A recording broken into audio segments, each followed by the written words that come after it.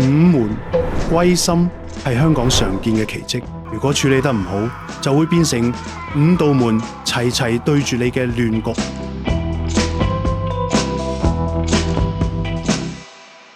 今日我哋嚟到大埔嘅臨海山城，呢個單位係一個1160尺嘅3房2廳單位。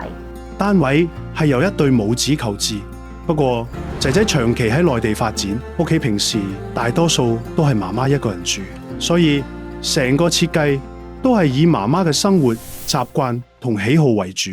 希望佢覺得呢度係屬於自己嘅一個家。呢個單位咧，咁就佢顏色就比較大地色系啦，素色系啲啦。喺軟裝方面咧，客人咧都揀咗一個比較淺色啦、奶白色嘅顏色去襯翻，成個感覺望上去唔會話好核突啦，好 soft、好一致嘅色通嘅，咁俾人感覺都好舒服啦，又屋